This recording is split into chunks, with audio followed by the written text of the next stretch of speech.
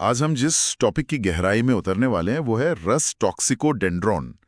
ज्यादातर लोग इसे पॉइजन ओक के नाम से जानते हैं और हमारे पास जो स्रोत है वो किसी एनसाइक्लोपीडिया जैसा नहीं है। ये तो इस पदार्थ के असर का एक बहुत ही डिटेल्ड, लगभग किसी इंसान की तरह का पोर्ट्रेट बनाता है। बिल्कुल। ये दस्तावेज सिर्फ ये नहीं बताता कि पॉइजन ओक क्या करता है, बल्कि एक पूरी कहानी बताता है। हाँ, मतलब एक खास तरह के इंसान की तस्वीर बनाता है। वो किन हालात में परेशान होता है, उसे कैसा महसूस होता है और उसके लक्षण क्या हैं। हाँ। तो आज हमारा काम इसी तस्वीर को समझना और इसके सबसे जरूरी हिस्सों को उजागर करना है। चलिए शुरू करते हैं। तो चलिए इस दिलचस्प प्रोफाइल को परत दर परत खोलते हैं। स्रोत की शुरुआत ही इस बात से होती है कि ये दवा किस तरह के इंसान पर सबसे अच्छा काम करती है। इसमें एक शब्द इस्तेमाल हुआ है, रोमैटिक डायथिसिस वाले लोग। ये सुनने में बहुत क्लिनिकल लगता है। हाँ, टेक्निकल तो है। क्या इसका मतलब सिर्फ ये है कि जिन्हें गठिया है, या इसका कोई गहरा मतलब है? मतलब क्या ये एक तरह की शारीरिक बनावट की बात कर रहा है? ये बहुत अच्छा सवाल है। इसका मतलब सिर्फ गठिया का होना नहीं है, बल्कि गठिया या जोड़ों के दर्द की तरफ एक तरह का झुकाव होना है। अच्छा, एक तरह की प्रवृत्ति। हाँ, ये उन लोगों की बात कर रहा है जिनका शरीर मौसम बदलने पर, खासकर नमी और ठंड में, जोड़ों के दर्द से प्रतिक्रिया देता है। ये एक तरह की जन्मजात संवेदनशीलता है। अच्छा, तो ये शरीर की एक बेसिक टेंडेंसी है। हम्म लेकिन स्रोत सिर्फ इस पर नहीं रुकता। हम्म वो उन वजहों या ट्रिगर्स की बात करता है जिनसे ये तकलीफ शुरू होती है, और वो बहुत ही आम जिंदगी से जुड़ी हुई हैं। हाँ जैसे कि गर्म होने के बाद भीग जाना। हाँ बिल्कुल। मतलब आप जिम से पसीने में लथपथ निकले और बारिश शुरू हो गई। हाँ और ये एक बहुत ही क्लासिक सिनेरियो है जिसे स्रोत ने पकड़ा है। या फिर सोचिए किसी ने कोई भारी सामान उठाने के लिए बहुत ज्यादा जोर लगा दिया। और किसी एक मांसपेशी में खिंचाव आ गया। सही। ये ऐसी चीजें हैं जो हम सबके साथ हो सकती हैं। स्रोत की खूबसूरती यही है कि वो इन छोटी छोटी घटनाओं को बीमारी के शुरू होने की बड़ी वजह मानता है। और भी कुछ अजीब ट्रिगर्स हैं, जैसे नम जमीन पर लेटना या गर्मियों में नदी में बहुत ज्यादा देर तक नहाना। तो ये सिर्फ कोई अंदरूनी गड़बड़ी नहीं है, बल्कि हमारा शरीर बाहरी दुनिया के साथ कैसे इंटरैक्ट करता है उससे भी जुड़ा हुआ है। बिल्कुल सही कहा। ये एक पूरी कहानी है कि दर्द कैसे शुरू हुआ। लेकिन एक बार जब ये शुरू हो जाता है तो ये महसूस कैसा होता है? बिल्कुल आम दर्द जैसा नहीं। और यहीं पर स्रोत की भाषा बहुत काव्यात्मक और सजीव हो जाती है। वो इसे आम दर्द नहीं कहते। दर्द का वर्णन बहुत ही तीव्र है। एक तो है जैसे मोच आ गई हो, लेकिन फिर ये और भी गहरा हो जाता है, जैसे कोई मांसपेशी अपनी हड्डी से उखड़ गई हो। ये सुनकर ही तकलीफ महसूस होती है। और सबसे डरावना वर्णन है जैसे हड्डियों को चाकू से खुरचा जा रहा हो। बाप रे। ये भाषा हमें बताती है कि ये कोई हल्का फुल्का दर्द नहीं है। ये एक बहुत ही गहरा, परेशान करने वाला अनुभव है। और इस अनुभव में एक पैटर्न है।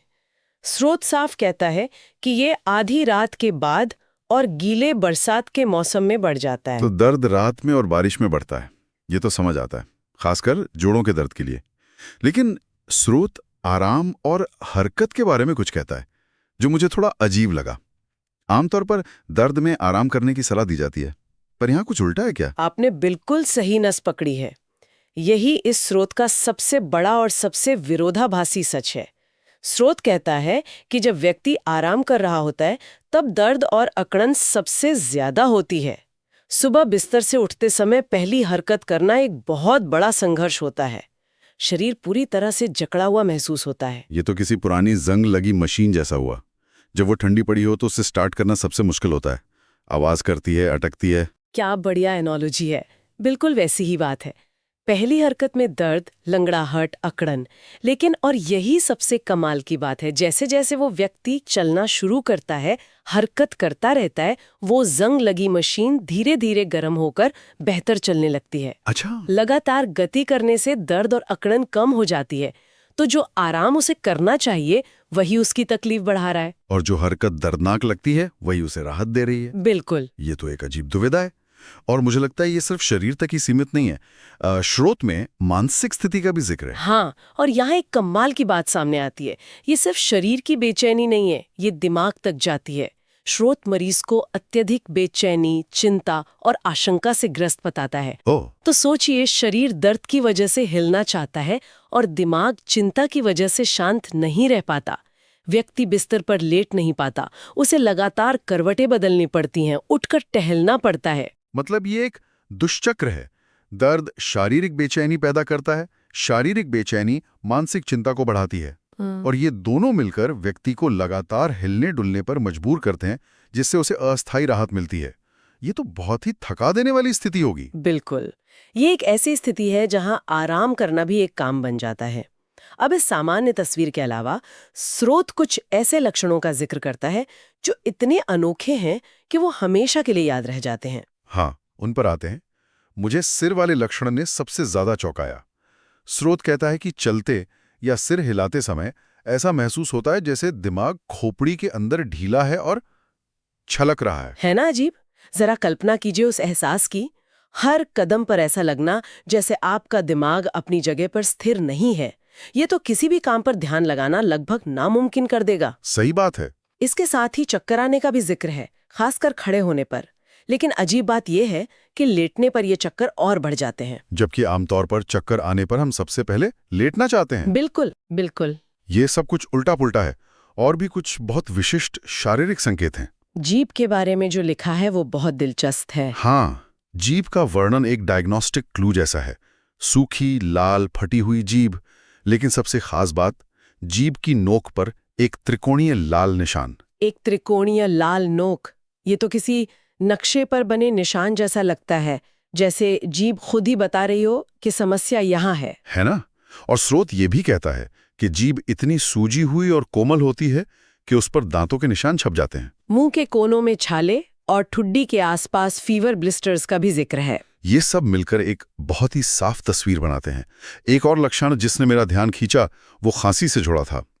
खुली हवा के प्रति इतनी ज्यादा संवेदनशीलता के बिस्तर में लेटे लेटे रजाई से सिर्फ हाथ बाहर निकालने पर भी खांसी शुरू हो जाए। ये संवेदनशीलता का स्तर दिखाता है। ये सिर्फ ये नहीं है कि ठंडी हवा में जाने से खांसी आती है। ये इतनी ज्यादा सेंसिटिविटी है कि शरीर के एक छोटे से हिस्से के तापमान में जरा सा बदलाव भी गले में प्रतिक्रिया पैदा कर देता है। अविश्वसनीय रूप से विशिष्ट। और फिर सपनों की बात आती है। ये भी सामान्य नहीं है।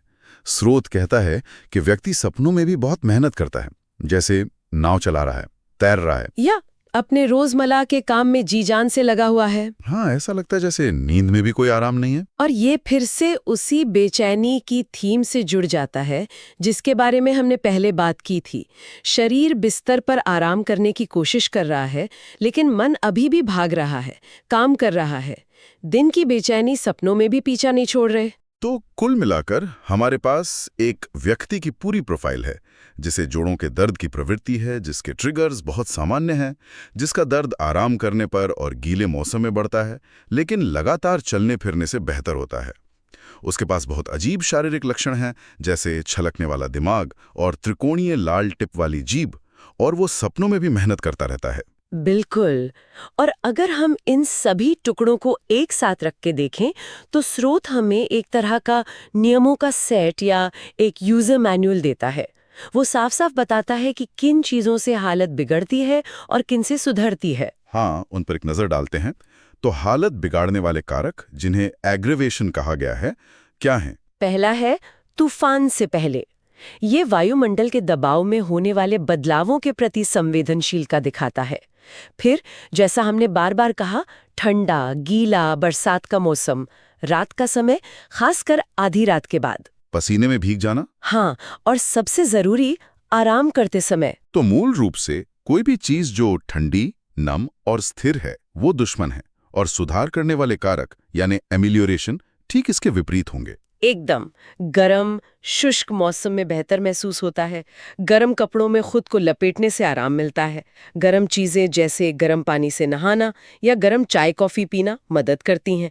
और सबसे महत्वपूर्ण, लगातार हरकत करना। और खास तौर पर जिन अंगों में दर्द है उन्हें हिलाते रहना। सही। स्रोत एक लाइन पर बहुत जोर देता है कि रस की सबसे बड़ी पहचान यही है कि दर्द आराम के दौरान बढ़ता है और गति से बेहतर होता है। ये इसका गोल्डन रूल है। बिल्कुल। अगर आप इस पूरी चर्चा से सिर्फ एक बात याद रखना चाहें तो वो यही है ये एक ऐसा डायनामिक है जो इस पूरी अवस्था को परिभाषित करता है। आखिर में दस्तावेज कुछ और पदार्थों के साथ इसके रिश्ते के बारे में भी बात करता है, जो मुझे बहुत दिलचस्प लगा।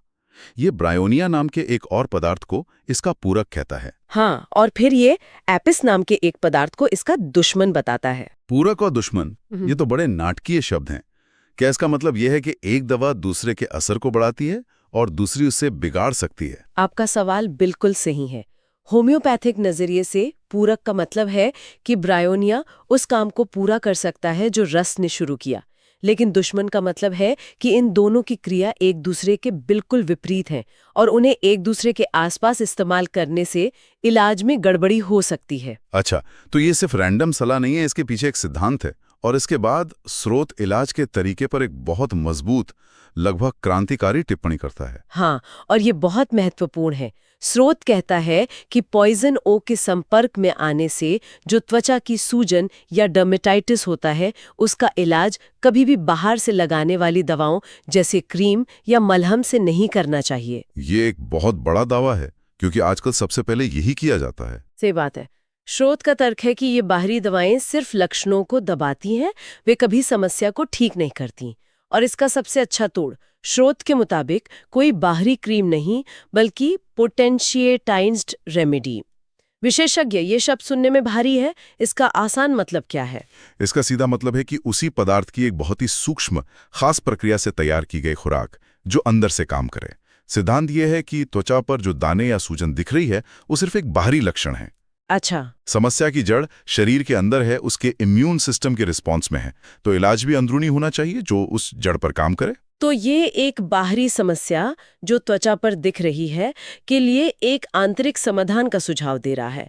ये कह रहा है कि लक्षण को सिर्फ सतह से मिटा देने से वो अंदर ही कहीं और तरीके से बाहर आ सकता है, उसे जड़ से ठीक करना जरूरी है। ये निश्चित रूप से सोचने वाली बात है। इसने पूरे दस्तावेज को एक बहुत शक्तिशाली निष्कर्ष दिया है। आज की इस पूरी बातचीत से ये तो साफ है कि ये स्रोत रस टॉक्सिकोडेंड्रॉन को सिर्फ कुछ लक्षणों के एक बंडल के रूप में नहीं देखता। ये उसे एक संपूर्ण व्यक्तित्व के रूप में देखता है, जिसमें व्यक्ति का स्वभाव, उसकी संवेदनशीलता, दर्द का अनूठा एहसास और यहाँ तक कि उसके सपनों का पैटर्न भी शामिल है। और ये हमें एक बहुत गहरे विचार के साथ छोड़ जाता है, खासकर इलाज पर की गई आखिरी टिप्पणी को लेकर। स्रोत का ये दावा कि बाहरी इलाज सिर्फ दबाता है, इलाज नहीं करता, एक बहुत बड़ा सवाल खड़ा करता है। ये सिर्फ इस एक बीमारी के बारे में नहीं है, ये स्वास्थ्य के पूरे दर्शन के बारे में एक बयान है। बिल्कुल, ये हमें सोचने पर मजबूर करता है। किसी लक्षण को सिर्फ शांत कर देने और किसी समस्या को उसकी जड़ से ठीक करने के बीच वाकई क्या अंतर है? क्या किसी बाहरी अभिव्यक्ति को, चाहे वो त्वचा पर दाने हो या दर्द हो, सिर्फ दबा देने के कोई अनपेक्षित लंबे समय के परिणाम हो सकते हैं? ये एक ऐसा सवाल है जिस पर आगे भी सोचा जा सकता है।